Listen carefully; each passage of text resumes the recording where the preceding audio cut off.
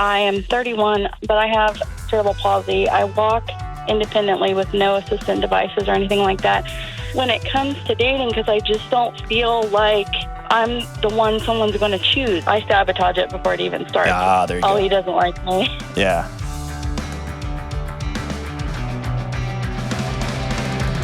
What up, what up? This is John with the Dr. John Delony Show. So glad that you're with us. It's the best mental health show of all time. My friends tell me that I speak mostly in hyperbole, and so there's probably some truth to that too. Some. And I hope you're doing so well. If you want to be on the show, give me a buzz at 1-844-693-3291. That's 1-844-693-3291, or go to johndelony.com/ask. And man, I'll do the best I can. We'll try to figure it out. All right, hey, in great news, dude, I'm excited to announce we've got five new editions of Questions for Humans cards coming. We have several down we're releasing them in segments here. So we got 5 new ones coming, and then we're going to have a few more that we release towards the end of the summer for teachers and for workplace stuff. And then we're going to have the Delony After Dark questions about sex and intimacy. They're going to be coming out about around Christmas. But the 5 new ones we got coming out, awesome. Oh, this one, workplace edition, dating edition. So we had one that was for couples that have been married and seeing each other for a while. This one is, hey, we are taking our relationship to the next level. We're no longer just going to be internet. Hey, how are you doing? We're actually going to meet in person. And so this is dating edition. There's a guy's night and a girl's night. I was not a fan of this. Y'all were. And the questions kept, hey, we just want to go have girls' night, and we want to take a deck with us. We want to have just a bunch of dudes getting together, and we want to have additions. And I was like, man, just friends are friends are friends. And the number of times I've gone out when it's just men and women is outnumbered. I think the times when it's just been the bros. But y'all kept asking, like, no, we want girls' night questions. We want guys' night. So just so y'all know, we did get some extraordinary, brilliant women of across age ranges to pitch in on this. So it's not just a group of dudes who sat in a room. It was not just from my head. Like, I don't know. So anyway, girls' night edition, guys' night edition, and then parents and teens. That was another one that we got a lot of requests for. I'm staring at my teenager, and they have morphed into an alien, and I don't know what to do next. And so we got those for you. Workplace, dating edition, girls' night out, guys' night out, parents and teens. Go to johndelony.com/humans, and they start June 20th. I'm so excited about these. It's so small. It's so little. The cards that have been out there. And when I say little, like, there's no tech. There's nothing fancy. The number of people who've written in, moms, dads, coworkers, romantic partners, who, you name it, grandparents who've said, this just gave me an avenue into the hearts and minds of those that I love, or it helped us in an awkward situation, or we laughed so hard, or we cried so hard. I found out things about my wife that I've been with her 25 years, and I found things out about her that I didn't know just from these cards. So, man, pick them up, johndelony.com/humans. I'm excited about it, man. It's going to be fun. All right, let's go to Sherry in Brooktondale, New York. What's up, Sherry? Hi, Dr. Delony. What are you up to? Work. What kind of work do you do? I'm a registered nurse. Oh, you've had a boring few years. Yeah, right. How are you, for real? Good. That's tough. That's tough. And in New York, nonetheless. Yeah. Good grief. Yeah. Sheesh. All right, so what's up? How can I help? So my question or concern is I'm naturally an anxious person, but when I'm in a vehicle with somebody else, especially as a passenger, my anxiety is through the roof. Natural, back roads I do fine with, but high traffic situations, stopping, like when there's a lot of traffic around, traffic lights, the highway is the worst. Even with my husband, we've been married for almost, I think 27 years, and my anxiety, I used to be pretty cool about things, and it's terrible the last couple of years. Did something happen to set it off? No, I mean, not really. Maybe I'm gonna say 20 years ago, Mhm. I was following somebody. A friend and I were, in a vehicle, and um, she had pointed out to me that the car in front of us was swerving a little bit, and the car actually in front of me went over a yellow line and was hit head on by Ooh. a tractor trailer. Mhm. And then the tractor trailer came in front of me. Yep. So luckily I had backed off, or I think we would have been, in that accident. Okay, so and then, you just telling me that. Yep. Does your heart start beating faster? Yeah. Your voice changed a little bit. Oh, okay. When you talk about Yeah. that story, you tell somebody that story, you remember that story. Yes. Yeah, pretty much detail for detail. You can Yep. feel it on you, right? Yeah. Okay. All right. So Yep. then all of a sudden, the last couple of years, this pops up. Is this getting into the way of your life? I know that sounds like a dumb question, but I mean, it could just be a simple answer would be, well, just don't drive on the highway. Tell me where this is getting Right. involved. This is messing your life up a little bit. It is. It is. My husband and I are to the point now where we're arguing in the car, and he's like, and he's a school bus driver, so he's He very does this competent. for a living. Oh, Yes. there's nothing that husbands like more when they're good at like two things in the world. And their wife is like, you know what you should be doing? Yes, and that's Listen, exactly husbands me. I tell him what to do. Turn here, look here, Gosh. look out for that car. They have Don't the do that, brakes on. Sherry. Don't do that. I know, it's really bad. And then my boys, I have two sons who, I was helping them with getting their driver's license. And so I was often in the back seat because I'm the obnoxious, worried mom. And I tried my best to keep my mouth shut, but still it was So literally a was backseat hard. driver. Yes, I am, no matter who it is. And I'm not Yep. saying this to shame you. I'm saying this just as a fact. Yep. That creates then how many boys you got? I have two. Okay. That creates a legacy of anxious drivers that they will then pass on to. Do you see how that goes? Yep. Right. And I know you know that. I know that's one of the reasons why you want to. So two big things here. I'll start off with a question that I always ask people who are wrestling with intense anxiety like this, especially one that's escalating, that's seemingly getting worse over time. Okay.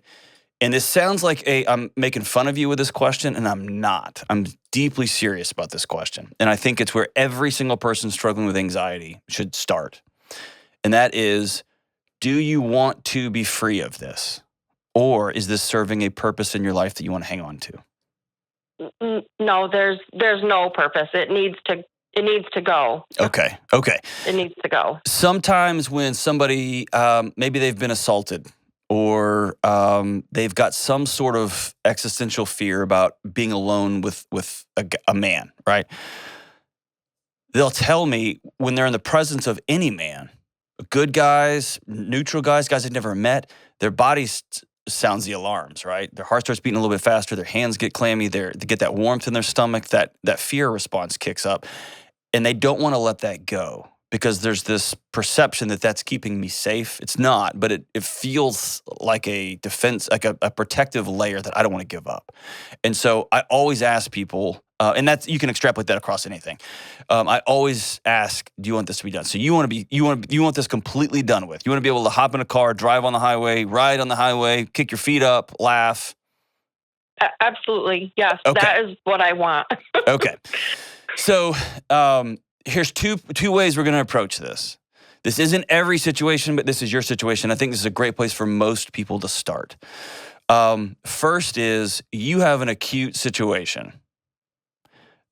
You were almost killed in a car on the highway. Okay? And so the word I use there is ownership. You have to own that almost happened to you. You have to own that when you get on a highway, you are turning over your life to thousands of other strangers going in the same direction, opposite directions for you, and any one of them can move their wheel 1 inch and kill you. You have to just own that. Yep. And it almost happened to you, right? Yep. So a big thing about our anxiety is it builds this big fake wall in front of reality. And so one of the cornerstones of getting well from anxiety is saying, this could happen. And for you, it almost did. And your body put a GPS pin. You know, when you tell somebody where to be in that little, it's almost a heart shape, but it's not quite. And it's a little GPS pin. Your body put a pin in that and said, this situation is not safe. Just as though 10,000 years ago, you were walking through the woods and you saw a bear cha-cha on the ground, and your body put a pin in that and said, this area is not safe because this is where the bears are. Let's go find food somewhere else. Same neurological mechanism at work here. It put a pin in highways and said, not safe. But life happens, and we are really good at coming up with distractions and duct tape and figuring out other ways to get through life. So we get angry, we get raged out, we white knuckle it, we have another drink, we cheat, we come up with distractions for ourselves. And we can distract ourselves for 5 years, 10 years, 15, 20 years. And then, what'd you say your job was? You're a nurse? Yeah. Yeah. The last 2 years have been utter hell, right?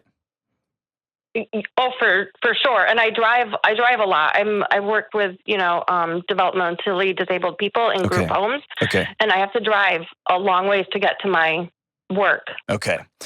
So what you have is you've heard of the phrase secondary traumatic stress? Yep.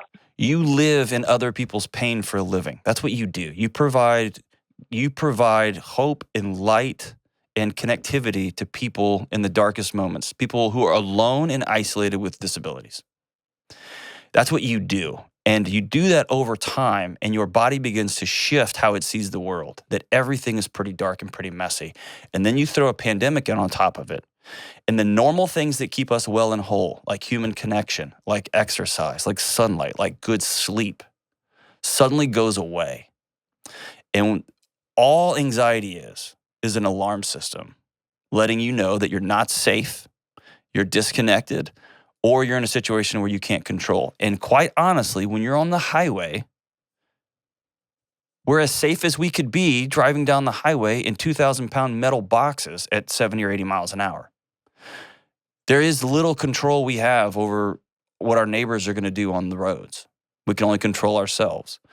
And so 2 out of the 3 things there are already on the table for our little primitive brains that are trying to adapt from riding a horse to suddenly driving down the road in a Volkswagen, right?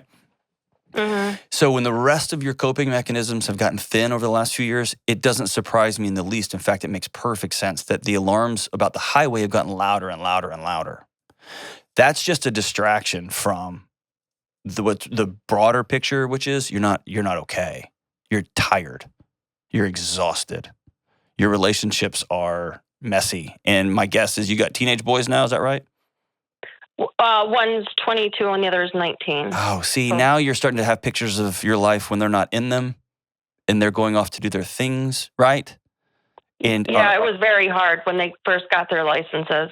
Very hard. But it's hard because you lose that sense of control, right? Now they're off in the world, but also it's a transition. My little boy's growing up. And that means my life is going to be different. See what I'm saying? Like it shifts. And so what your body's feeling is this ultimate, everything's starting to move on us. The boys are going to college. They're going to move away. I'm going to have to look at this husband of mine and go, ugh, what are we going to do now? And he's just a bus driver. And you're like, turn left, turn, right? And we're going to have to figure out who we are. And so here's what I want you to do. I want you to do 2 important things moving forward, okay? Yep. This is going to sound ridiculous. Actually, 3, all right? 3 things. First one is, I want you to write a letter to the family, the imaginary family that died in that car wreck 20 years ago. Okay? Yep. I want you to imagine a name for them. Tell them that you're sorry that they died in the car. That, they had hopes and dreams and that they are gone. And you never met them, but you miss them. And you're sorry that happened. And what we're doing there is we're connecting the fight or flight part of your brain to right now. You weren't safe then, you're safe now. And what we're trying to do over time is to calm that part down, that every time you get in a car. The second thing is, when you get in the car, it would probably be good, honestly, if you wrote your 20-year past self a letter too, that acknowledges, we almost died, right? So, dear Sherry, 20 years ago, we were driving on the road, man. If it wasn't for one phone call, we would have been dead. But we made it and we're okay. And that was scary, right? I want you, and what we're doing is we're just letting our bodies acknowledge that happened, but we're okay now. And then the second thing is, I want you to begin to look at what are the alarms telling you about your current ecosystem. Are you exhausted? When's the last time you exercised? How's your diet? How is your marriage? What's your sex life like? Your intimacy life? Are you and your husband pulling apart? Are y'all coming together? How are you grieving the loss of your boys? Their childhoodness. Now they're adults, right? They're going to start kissing grow, right? Whatever's going to happen is going to start happening. You got to start acknowledging that stuff. And I want you to be honest about it and find somebody you can tell. If you and your husband have a great relationship, that could be a great place. And when I've seen this done, it's a teary, sobbing mess. Because our bodies have been trying to solve for these things, but our heads are just, all right, got to go to the next meeting, got to go to the next thing, got to go to Little League. And our bodies are trying to solve for this over and over and over and over again, while our heads are just trying to stay in the game. And then the third thing is, you have to be honest about your job. That secondary traumatic stress. I had to transition from one job to another when I was healing from anxiety. We took a massive household income pay cut to do it. I had to go work with a smaller group of students. I still did the same job. I just did it with 500 students instead of 4,000. And that allowed me over time to heal up. And I had to start serving my local community. I had to do some different things. I don't know what that's going to be for you. I've also had seasons when I'm super anxious and I kept my same job and things were fine. I just had to be intentional about my boundaries at work and not taking everything. And I can't control all this stuff, right? Ultimately, and here's the fourth one. You're going to have to decide to get on the road and acknowledge it every time you get in the car for a season. I'm about to get in the car and I'm going to drive safe. And that's the best I can do, okay? And when your body starts to get anxious on you, before you flip out, ask yourself, what are we nervous about right now? Like, what's my body trying to tell me? That we're going 90 miles an hour in a little square Kia? Yeah, that's pretty terrifying. But I got it. You see what I'm doing? I'm taking the gas out of that anxiety engine. Why is my body doing this? Oh, because that guy's driving like a moron. I'm going to back 10 miles an hour off. Or I'm going to speed up 10 miles an hour and pass him. Because I don't want to be in the vicinity of that person. Oh, man, every time I see a tractor trailer, my heart starts beating really fast. I'm just going to get curious. And I'm going to stop going to war with my body. Tell me if I'm wrong. Now you've gotten to a point where when y'all have to go somewhere, you get anxious about the fact that you're going to get anxious. Yeah. Yep. And it's, yes. We have a trip planned and we decided to fly because my husband nor I could handle the drive. It would be a disaster. So, awesome. It could have been a good time, but let's fly on this one and then let's start practicing. And this is going to sound silly, but I want you to tell your husband, hey, Saturday, we're just going to go to a 30-minute drive on the highway and I'm going to practice saying nothing. I'm going to practice loosening the grip on the steering wheel, or I'm going to not grab the little door handle while you're driving. Right. The emergency brake that doesn't exist. Exactly. My pedal. I'm going to put my feet up on the dashboard with no shoes, and I'm going to paint my toenails while you drive. I'm going to feel, oh boy. What we're doing here, practice. We're just practicing not being anxious. And in short order, your body will begin to realize, oh, she's driving now. We don't have to run this thing from the fight or flight anymore because Sherry's in control. We're here when you need us. The next time some idiot drives crazy, which they will, we're ready. Mm-hmm. We're ready. We'll flood you full of adrenaline and cortisol, and we'll help you move a little bit faster than your brain's even thinking. But until then, Sherry's got this. And it's a choice. I'm going to decide to be less anxious over time. I'm going to be curious about it when my alarms go off. And if you're honest with yourself, those anxiety alarms go off more so than when you're in the car. My guess is they're going off a lot. That's just a place where there's a GPS pin in your life. And it's easy to go, oh, that's where it is. My guess is there's a disconnect with your boys. This is a time of transition for your marriage. This is a time of exhaustion from work. This is a global mess we're all dealing with. It's expensive to buy gas. All those things are happening. And my guess is your anxiety alarms are running across the board right now, as they are in lots and lots and lots and lots of us. And it's just easy to point at the driving. That's where it all surfaces. That's the volcano, but it's been churning underneath all that. So what we're gonna do is we're gonna work to have a life that goes, the only word I can say here that doesn't sound cheesy is peace. I'm just gonna sleep. We're gonna get our sex life back. We're gonna start eating better. We're gonna go for walks in the evening or in the mornings. Peace. And then your body will stop sounding the alarms just willy-nilly. And then finally, you won't hassle him about the turn signal. Let the guy drive. We'll be right back. Y'all know there are lots of things that make me nuts, but one thing makes me more nuts than anything else: buying a home. And my friends who refinance their homes, they tell me it makes them nuts too. I love living in a new home, but I gotta be honest, I'm no good at buying one. And that's why I'm so thankful for people like my friends at Churchill Mortgage. Churchill is a Ramsey trusted provider who we've been sending people to for over 20 years to help with home mortgages. Why? Because they're committed to doing what's right for you. And that means walking you through paperwork that's way over your head. That means making sure you get the right mortgage that you can pay off as soon as possible, and they don't try to upsell you a bunch of nonsense that's gonna hurt you down the road. And most importantly, when you're making this big life change, you can actually breathe, because you got an expert and a team who have your back. Listen, if you're about to buy a home and make a big change, save yourself the headache and call Churchill Mortgage today at 888-LOAN-200. Trust me, that's 888-LOAN-200. This is a paid advertisement. NMLS ID 1591. NMLSConsumerAccess.org. Equal Housing Lender. 1749 Mallory Lane, Suite 100. Brentwood, Tennessee 37027. Programs are for select loan types only and are not available in all states or locations. All right, we're back. Let's go to Chelsea in Columbus, Ohio. What's up, Chelsea? Hi, how are you? So good. How are you? I'm well, thanks. So my question today is, how do I build confidence while dating? And some backstory to that is that I am 31, but I have cerebral palsy. I walk independently with no assistant devices or anything like that, but I just struggle in this one area of life, and I don't know how to fix it. Okay, so tell me about you. What do you do? Where are you from? Where'd you grow up?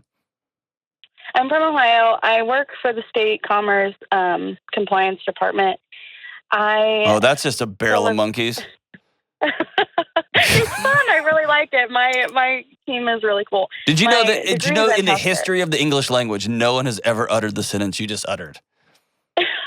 The compliance in whatever department is fun, and I like it. No one's ever said those words ever. You're like Shakespeare now. That's fantastic. No, that's awesome. I'm glad. I'm so glad you love your work, man. My buddy works in compliance for the government, and he loves it. And I would rather set my face on fire just to see if I can still feel things. And so good. Hey, somebody has to do that. I'm so grateful for you. How'd you get this job? How'd you get into it? Well, that's funny too. My degree is in healthcare administration, but right before the pandemic, I just decided to try something new, started applying for different jobs, and ended up in this agency. I had worked for other agencies that were more dealing with the public before that, and then just kind of stumbled upon this because I met somebody who worked in this department at a meeting and just kind of liked what they had to say, so I applied for the job and got it. Have you ever seen The Matrix? No. Well, there's a scene in The Matrix. Just Google dodging bullets when Keanu Reeves leans back and the bullets fly by him. That's what you just did with COVID by getting out of public health 30 minutes before the whole thing went down. Good for you, man. It's so true. So literally like days before. Where'd you grow up? Columbus. I still live where I grew up in the same town. You said that like you failed something. Do you want to go somewhere else? No, that's all I've ever known. All right. I just like it. I like the familiarity between it, and my friends are here, and I have a big friend group here that I really like, and so good. All right, so you're delightful. Thank you. I work with a lot of mean, pushy people. Just kidding. Kelly's nice. She's nice. But you sound delightful. So tell me about this dating mess. So I really didn't even know that I had a problem. I have a core group of friends that I would say there's like 8 couples that go out constantly, and then there's me. So I always joke that I'm everybody's girlfriend. And, we go out, and it's like I never feel like the third wheel. I never feel like I'm not part of the group because they've just always made me feel that way. And one of our waitresses one time that we regularly get, she said, I couldn't figure out who you were dating because you walk in on somebody else's arm all the time because we always hold hands as we walk so that I don't fall and things like that. And she said, it's just funny. She said, they just love you. And I said, I know. And I won this kindness award at work, and I sent it in the group chat, and I got all kinds of, congratulations and all that. And then one of my best friends, he said, Chelsea, you're the only one who doesn't get to experience your own kindness. You're not kind to yourself, and I wish that you were. And I said, oh, I never really thought about that. He said, you're so kind to everybody else. I've been in 17 weddings. Wow. My fair share. Just, yeah. So I don't have so 17 outgoing. friends. That's incredible. No, it's great. My closet is full of these dresses I refuse to get rid of, but it's great. And a little expensive, but hey, it's like one of those things. Like I don't struggle when it comes to building relationships, but I struggle when it comes to dating because I just don't feel like I'm the one someone's going to choose. I always say I think God blinked when he made me, but only in the dating area. Oh man, it doesn't make any sense. Like, no, it does. It does. You're not crazy, okay? And my one promise on this show, I'm going to get answers wrong. I might get this one wrong, but my promise is always tell the truth, okay? And I know this, that kindness often, people who are very, very kind are often very, very lonely too. Is that fair? Yeah. Mm-hmm. And there is a relational lonely, and you're surrounded by people, right? There's a proximity to loneliness. You're surrounded by people who sound like they're amazing. Like that's you won the lottery when it comes to that. And then I say that every night. See, that's awesome. Then there's emotional loneliness, where I can be in a crowded room, surrounded by people who love me and that I love, and I feel completely and totally alone. Because nobody knows. I would do anything for someone to be looking me up and down right now. I would do anything for someone to squeeze my hand under the table. Right? Mm-hmm. And I'm not going to say that out loud because I want to bring everybody's room down because I'm kind. And all these folks in here are really nice. And so I'm going to make sure, they're so great, right? You know what I'm saying? Is that you? Mm-hmm. Mm-hmm. Yeah. It's hard for me to admit that, but it's like you hit the nail on the head there. So when's the last time you spoke out loud? Here's what I want, and here's what I need, and here's what I don't have.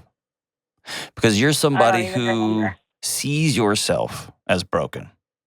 You see yourself as less than, so much that you even blame God for he whiffed on the assembly line. And that's how you see yourself. And the people around you don't see yourself that way. But when they don't see you that way, you put imaginary things in the mix. Have you ever said these words? Well, they're nice to me because I've got CP. Or they invite me out because they don't want me to be lonely because they're nice. No, my friends, they've been around for so long that they don't even see it anymore. Like it's just a natural thing. And I want to get to that point with somebody in a dating situation too. And I know that I can get there, but I sabotage it before it even starts. There you go. He doesn't like me. Yeah. So have you ever had somebody be ugly to you dating? Or something weird? Okay, tell me about that. So I tried the online thing, and so because that's how everybody meets people nowadays, and so I noticed that when I would mention it up front, they would become very sympathetic and they wouldn't want to just go away. They want to talk about it, but they weren't interested in dating anymore. But Gotcha. then when there was one time that I didn't mention it and I met them in person, and his reaction, even though it didn't, I don't think it was his fault, but it was extremely poor because he was so distracted by what he didn't realize what he was getting into or something, So he was just so distracted by that he couldn't see me for who I was. So it wasn't a productive date by any means, and he just wasn't his reaction wasn't kind, and I'll leave it at that. But it was very unkind. So Chelsea, he was an ass, not you. Right? Yeah. His reaction was his poor reaction. That's not a reflection of some shortcoming you have. You're different and you're unique. Is that fair? Mm-hmm. What? Which CP do you have? Like which bucket is it in? It's like the spasticity. A spastic. Okay. So, and you say is it one lower body? Just in basically my legs. Okay. So when somebody hears that on an online chat, I've got cerebral palsy. A, most people don't know what that is. B, they're going to Google it and get to WebMD. And we all know, like, I got a headache. Well, probably because you have a brain tumor and you're going to be dead in 48 hours, right? So yes, when somebody gets that online, they don't have a context for it, okay? And I'm going to, I'll give them grace for that. You don't know what that means. You know what I mean? I don't even know what that is. Fair. Fair. I don't know. I don't think you owe somebody that up front. I also would much rather you meet somebody in person because you're a delightful human being and you're surrounded by cool people. Thank you. It feels like, is dating feel safer online because you're afraid of someone being an idiot to you? No, I hate online. Okay. I really do. Okay. I hate it.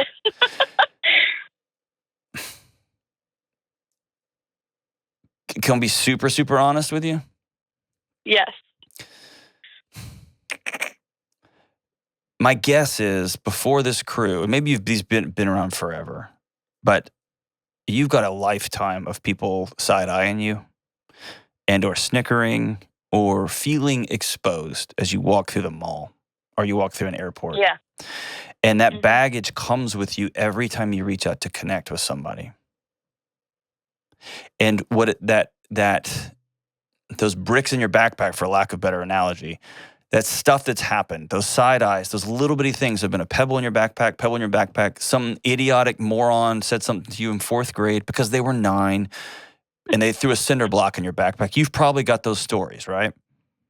Mm-hmm. Or some well-meaning goofball at your church, whatever has happened.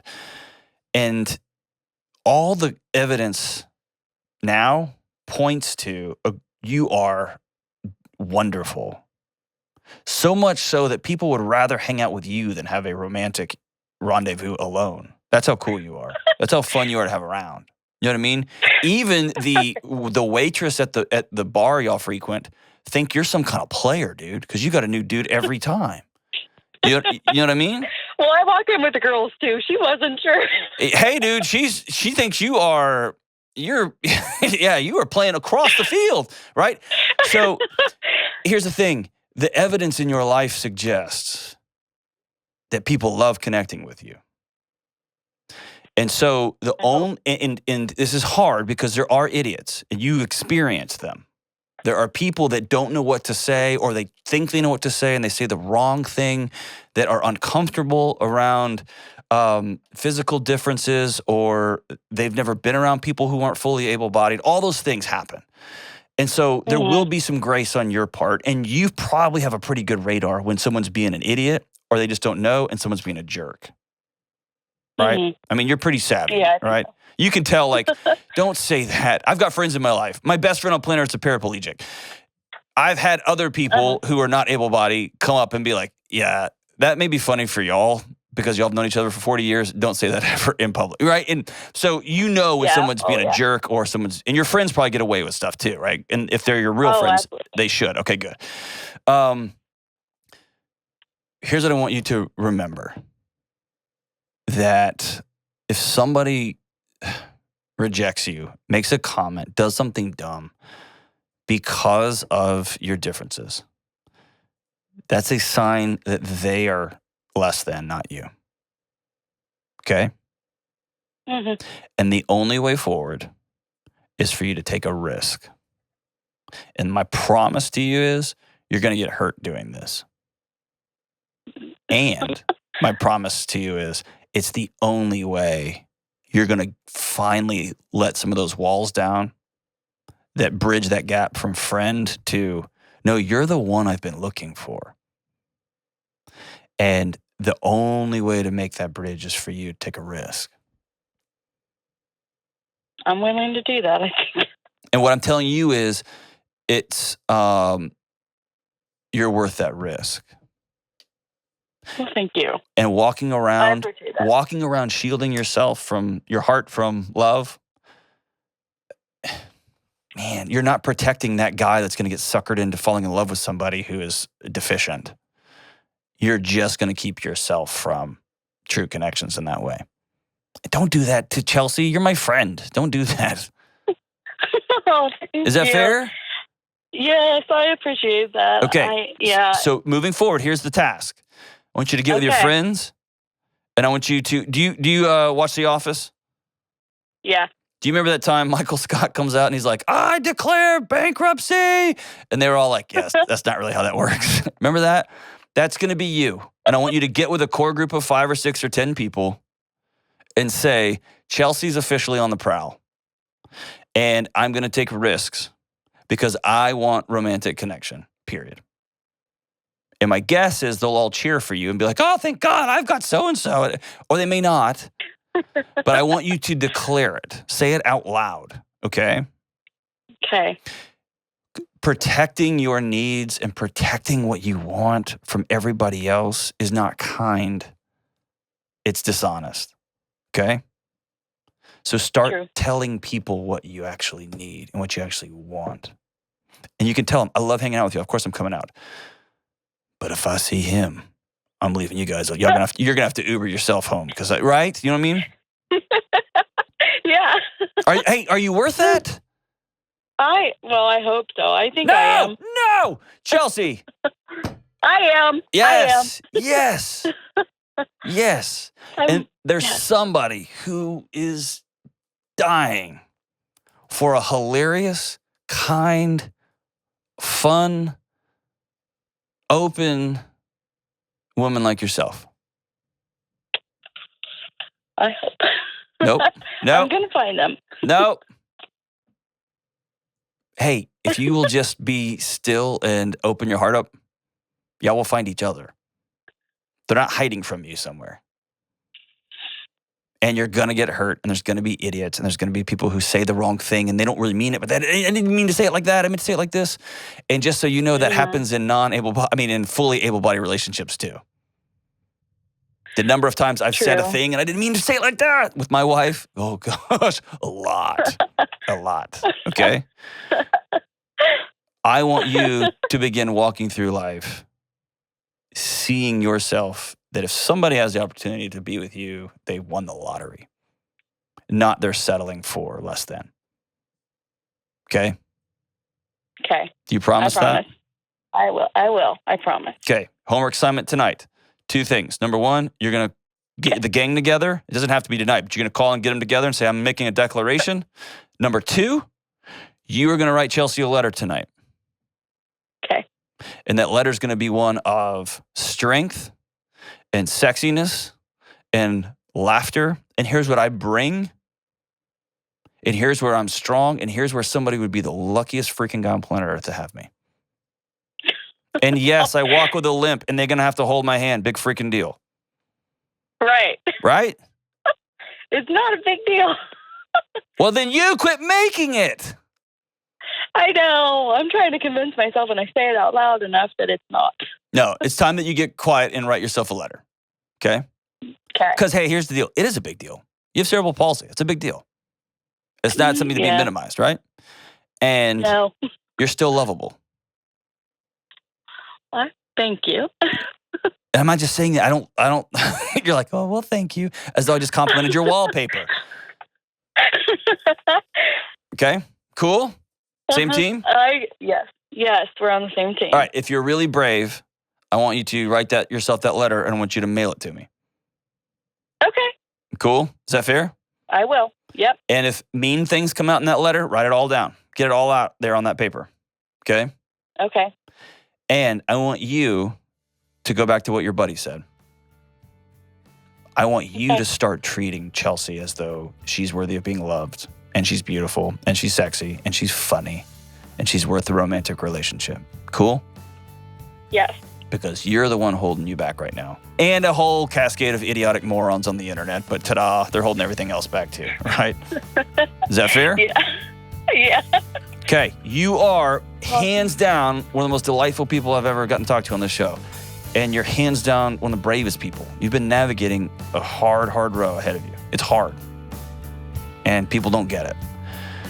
And, man, somebody is... Talk about winning the lottery. Talk about winning a scratch off with you. It's going to be pretty impressive. You're so great, Chelsea. We'll be right back. Have you ever thought about how a lot of us would drop anything to help somebody else, but we often don't give ourselves the same level of care? We spend time, energy, money on everyone else.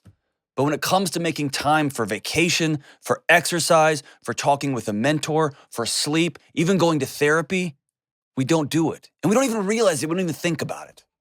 You are worth it. This month, BetterHelp Online Therapy wants to remind you that you are important, that you are worth being well, and therapy is a super important way you can show up for yourself. BetterHelp is online therapy that offers video, phone, even live chat sessions with your therapist. You don't even have to see anyone on a camera if you don't want to. It's more affordable than in-person therapy, and you can be matched with a therapist in under 48 hours. Today, Dr. John Delony Show listeners get 10% off their first month. So decide to invest in yourself. You are worth it. And go to betterhelp.com/Delony to get 10% off. That's betterhelp.com/Delony. All right, let's take una más. Let's go to Nicole in Birmingham. Hey, Nicole, what's up? Hey, how are you doing? I'm good. How are you? Good. What's up? How can I help? So my question was, how do I have a relationship with my dad if my mom won't let me? So a little bit of backstory to that. Hold on. How old are you? Oh, I'm 21. Mom doesn't get a vote. Mom doesn't get a vote. I know. I don't care. Whatever you're about to say, I don't care. Mom doesn't get a vote. It's more of I don't want to hurt her feelings type thing. She is choosing to have her feelings hurt if you choose to love your dad. Yes. And that's a choice that you can't manage. I know I'm cutting you off and I'm being rude, but you're fine. No. All of your story, and I want to hear it, but yes. You can't manage the emotional dysregulation of the adults in your life. You can only manage yours. Yes, sir. Okay. Don't say sir. We're the same age. Okay, go. So tell me the story. So the backstory is my parents divorced when I was 13. Okay. I was a daddy's girl, of course. Why'd they divorce? I really don't know the full true story. Neither one of them will tell me the true story. I think it was a little bit of cheating on both ends. Okay. And I just never got the full story since I was so young. Okay. So they divorced, and my dad stayed around for a while. And then a year later, his family lives in Illinois. Mm-hmm. So he moved off to Illinois, didn't tell me, just left, didn't try to make a relationship with me or anything like that. About 6 years later, he reached out, and my mom got pretty mad about it because he didn't pay any child support. He didn't try to get in touch with me for 6 years. She was just kind of over it. Like, you don't need him. You're fine. And so it's kind of been on and off for a while now between me and him. He'll try to make a relationship, and then he'll make excuses of why he hadn't gotten in contact with me. So that's why my mom's kind of like her feelings are hurt type thing. Mm-hmm. But me being 21, I'm maybe going to get married soon, have kids. I want my dad in my life. I just don't know how to do it or have the conversation with my mom without hurting her feelings. Gotcha. So why do you want this guy in your life? I can't decide. I want to read it out to you, okay? Why do you want this guy that abandoned the most basic responsibility, who figured out a way to untether himself from one of the most important loves of his life, being his daughter, who left without saying goodbye, who didn't even bother to make sure you had food on the table? Why do you want to and then now he's become kind of like a tornado dad. He hops in and then hops out and then hops in, creates a mess and then hops out, and makes a bunch of promises and then doesn't keep them up. Why do you want to make a relationship with that guy? Yeah. And see, that's what I can't decide. I've been back and forth between, you know what, screw that guy, I don't need him. I've made it this far without him. But then there's days and like weeks at a time where I'm like, dang, you know, I really wish I had a relationship with my dad. And okay, hold on. Those are two separate things. So this is hard, okay? This is hard. You have a fantasy in your life about a father figure that is different from what reality gave you. Because the real dad in your life sucks. He's lame. He hasn't shown up for you. Okay? And I would say that if he was on the phone with me. I'd say that if he was sitting right here. Yeah. Everybody, I don't know a human being on the planet that doesn't have a picture of a relationship with their dad that they would love. And it sounds like you're chasing, like you have a picture of grandkids playing with granddad and wrestling around and going to the pool and learning how to whittle and all whatever. And from what you've told me, that fantasy will not happen, will not come true. And so in many ways, your mom's right. You're setting yourself up for heartbreak again and again and again. You're right. And so it's less about him and more about, man, I wish I had this.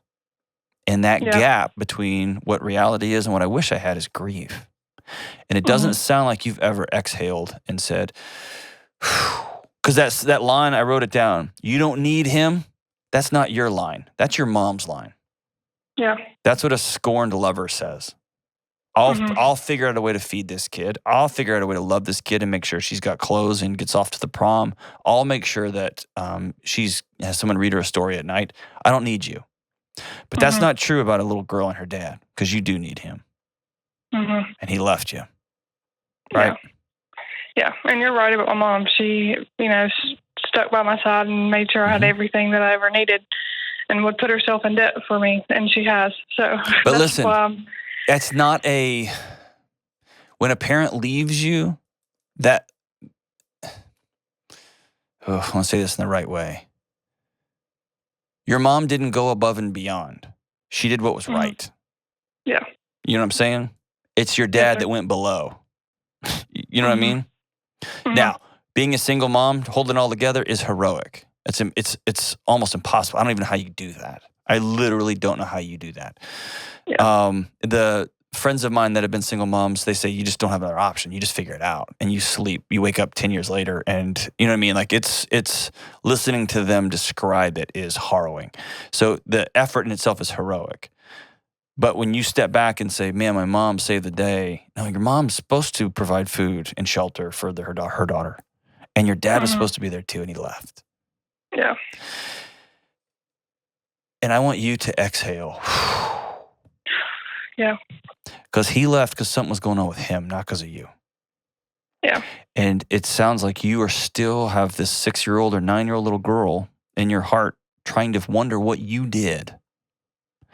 And now maybe that I'm 21 and I'm going to have grandkids, now maybe because you're still trying to fix what happened between the two of you and you didn't do it. He did. Yeah. Yeah, because the one thing that hurts my feelings the most is I am his only biological kid. And he went off to Illinois and got married and has stepkids and he'll post, you know, on social media about doing things with them and, you know, for them. And I'm like, I'm your only biological child and you want nothing to do with me. Like, I guess it's kind of a reminder, like I'm a reminder of my mom. And so maybe that's not an excuse, but that may be what he's, you know, what he sees when he sees me as my mom and he don't like that. I don't know. But Either what way, hurts my feelings like Mm-hmm. trying to figure out that algorithm is a waste of your time Mm-hmm. because you're a lovely person, Nicole, Yeah. and you're worth having your dad stick around, and he didn't. Mm-hmm. Now, back to the original thing. I Yes. do believe with all of my heart that people change. Mm-hmm. I've seen people who were miserable parents turn into good grandparents. Mm-hmm. And it takes an extraordinary amount of forgiveness. They have to forgive themselves. Their kids have to forgive them. And it takes an even more extraordinary decision to say, this isn't about us anymore. You blew that one. But you have a chance to redeem this with my grandkids. And I'm You're going right. to watch you like a hawk because they're not getting hurt the way you hurt me. But if you step up, we can heal this generational mess. Okay? Yeah. Because now we're playing we're playing a 100-year game. We're playing a 200-year game now. Okay? Yeah. The chances of that happening are very, very, very low. Mm-hmm. And you have to come in that with, this isn't going to heal you. This isn't going to fix that hole in your heart. Okay. Okay? It's just not. If he called you today and said, I screwed this up, I messed up, you were beautiful and perfect, and I left because I was a mess. I'm sorry. I'm going to make this thing right. And you look up a year or two later and he's a totally different guy, which I've heard of happening, you will walk around differently, okay? Yeah. In a good way. Mm-hmm. But it won't be what healed you. It's because that little 9-year-old girl will finally be let off the hook for trying to solve a problem that she didn't create. And so what I want you to do is I want you to let that 9-year-old girl off the hook now, okay? And if your dad comes around, your dad comes around, but it's going to be because he chose to, not because you did something different to woo him back. Okay. And you're an adult now. And if you want to make a relationship with him, your mom has a choice. She can choose to see this as, yes, my baby girl needs her dad. Come hell or high water, she needs her dad. Yeah. And it's going to be painful, and he hurt me, and he might hurt her, but she's a grown-up, and so on and so forth. Or she can act like a child and say, well, then if you don't like that, then I'm taking my ball and I'm going to go home. Yeah. And the temptation for you is to placate her because, well, she did all these things that moms are supposed to do and dads are supposed to do, which is feed and clothe and make sure kids are smiling, right? Yeah. And she's the quote-unquote good parent, and so I've got to keep her happy. Yeah. That is not your job. Her job. Okay. It's her job to make her life filled with joy. She Yeah. can be disappointed in you. She could say, man, that really makes me mad because that guy pisses me off, right? Yeah. She can get frustrated, all those things. But you get to make the choice. She doesn't get a vote because you're an adult. Okay? She can have wisdom and be like, nope, I've heard it all before. And you may find out conversations that have been going on behind closed doors for the last 15 years that you have no idea. Yeah. And, or not. Or maybe who knows? Here's your homework assignment, okay? You ready? Okay. I'm ready. Homework assignment number 1 is that I want you to write a letter to 9-year-old Nicole. Okay. And I want you to let Nicole know that dad left and it's not her fault. She didn't do anything wrong. Okay? Yes. Will you do that? I will. That can be I will definitely do be a that. 1-page letter. It can be a 10-page letter. I've written both to myself. Okay? Okay. The second thing is I want you to take your mom out for breakfast or for lunch and just say, I want to learn more about my family. What actually happened? Would you talk to me about what happened? Okay. And now that you're an adult, I want you to have adult-sized conversations with your mom. And if she says, absolutely, I will not, say, cool, because she's allowed to do that, right? And then you are an adult and you get to respond. You can throw a temper tantrum and say, but I deserve to know. Or you can say, okay, cool. If you don't want to invite me into that part, if you don't want to let me into that part of your life and my family history, great. And you can do the same thing with your dad.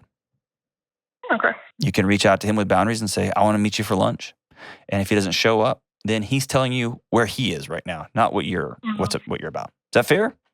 That's fair. Yeah. Okay. When are you getting married? Well, I just hope I get married soon. I'm in a relationship of a year and a half. And Gross. Is he nice? He is nice. He's very nice. He treats me very well. I've been listening to your show for about probably a month now, and I just listen to the way you talk about relationships, and he does check a lot of the boxes. So, Well, if you want me to give him a once-over, have him call the show, and we'll. I will. I'll sit Kelly on him, and we'll find out real quick what this dude's made of. Yes, that sounds good. Dude, we should have that, Kelly, as a part of the show where we just grill potential mates. And I'll never say potential mate again because they're not kangaroos. But we could have potential, like someone's thinking about getting married. We should just come up with a 20-point checklist and just get after them. I'm in. Yes. Oh, Kelly was all in. That would be so That fun. would be an awesome part of the show. I'll say it one more time for you and for people listening. Mhm. I'm really sorry that your dad missed your life. Thank you. That should not have happened. Mm-hmm. And to the dads listening out there, don't miss your kids' lives. Don't miss your kids' lives. Because they're going to wake up and be 21, wondering still what they did. And then they're going to be reaching out and saying, I want to start my family. And I had this picture of what my family is going to look like. And because you did what you did, now I've got to redo all my pictures. And I have to grieve all this stuff, okay? You're worth being loved, Nicole. And sit down with this cat that you're about to marry. Gross! And make sure everybody's on the same page. Yes. If we're doing this once. And we're doing this for life. And we're going to be around for the kids. Yes. Is that fair? Definitely. That's fair. All right. You are awesome, Nicole. Thank you so much for being brave. And thank you for the call. We'll be right back. Hey, what's up? Now that my new book, Own Your Past, Change Your Future, is out in the wild, we've been hearing reviews and feedback from readers. And wow, I'm so grateful. And one of the things I've been most excited about hearing is that this book is not just for people who are healing from terrible traumatic experience or other big scary things from their past. This book is for everyone in every walk of life. The single 30-year-old looking to sharpen their mind, the 25-year-old hoping to make new friends, the parent who's tired of seeing their kids' eyes glued to a screen but who doesn't know how to re-enter their life, people coming out of abusive relationships, everyone. And this book isn't me talking at you. This book is me walking with you because I've been there too.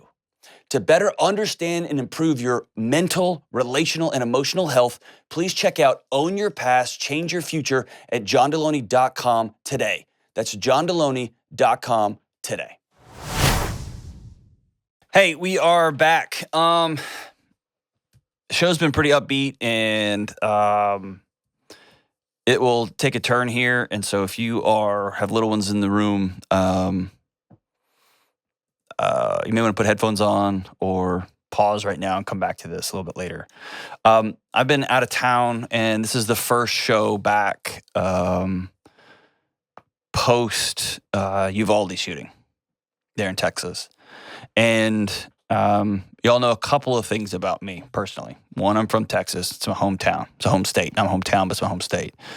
Number two, I ran around for a few years with police officers, and my dad's a police officer. And I've spent a lot of my career in the messy moments after disasters and crisis stuff. I also have some pretty firm thoughts that would surprise everybody on every side of the aisle when it comes to guns and legislation and all kinds of stuff. I think about that. And there may be a time for me to talk about what I think. But you also know that I think it's very, very important in these moments to stop.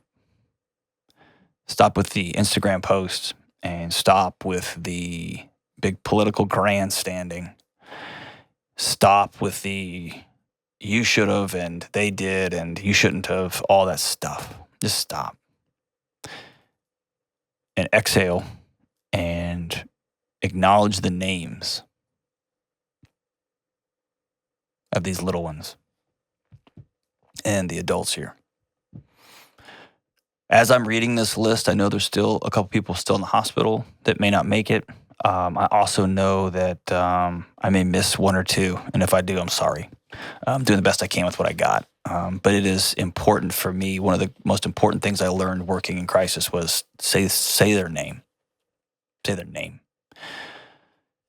So we're going to say their names. Alexandria, 10.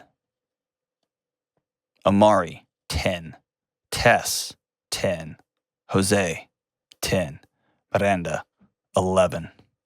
Maite, 10. McKenna, 10. Xavier, 10. Eliana, 9. Layla, 10. Eliahana, 10. Alethea, 10. Jackie, 10. Annabelle, 10. Jayla, 10. JC, 10. Uzziah, 9. Navia, 10. Rogelio, 10. Eva, 44, Irma, 46, and her husband, who died of a broken heart 2 days later.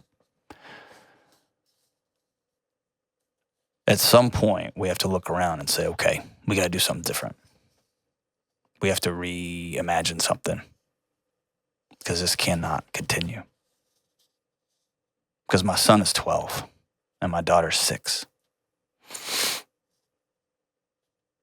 And my kids are your kids, and your kids are my kids. So to the families, I can't breathe. To the community who showed up here, thank you.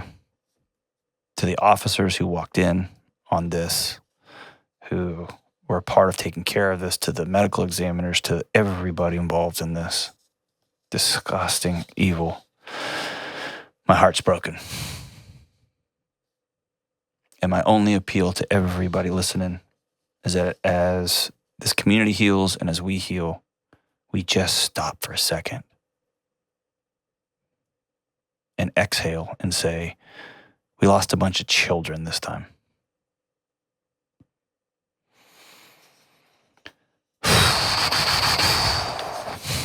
Man. As we wrap up today's show, man, the local guy, lovely guy, Brad Paisley, lives down the road here, and he wrote this song called When I Get Where I'm Going, and it goes like this. When I get where I'm going on the far side of the sky, the first thing I'm going to do is spread my wings and fly. I'm going to land beside a lion and run my fingers through his mane, or I might find out what it's like to ride a drop of rain. Yeah, when I get where I'm going, there will only be happy tears. I'll shed the sins and struggles I've carried all these years. I'll leave my heart wide open, and I will love and have no fear. Yeah, when I get where I'm going, don't cry for me down here. I'm going to walk with my granddaddy, and he'll match me step for step, and I'll tell him how I missed him every minute since he left. And then I'll hug his neck. Hug somebody today, everybody. We'll see you soon. Coming up on the next episode. She was at first on board with, trying to take control of our money. And then it started to take a turn where she said that she didn't want to have anybody telling her what to do with her money. You making this phone call is an act of bravery. And so I applaud you. It's hard. I have a 15-year-old freshman. Noticed the last few months that he's having a lot of difficulty, both kind of at home and school. He's generally a really mellow, easygoing kid. He's having a hard time keeping his grades up, not participating in class. The two words I'm going to always go back to are connection and chaos. Where does this human being feel plugged in to the point that he can drop his shoulders and say, here I am?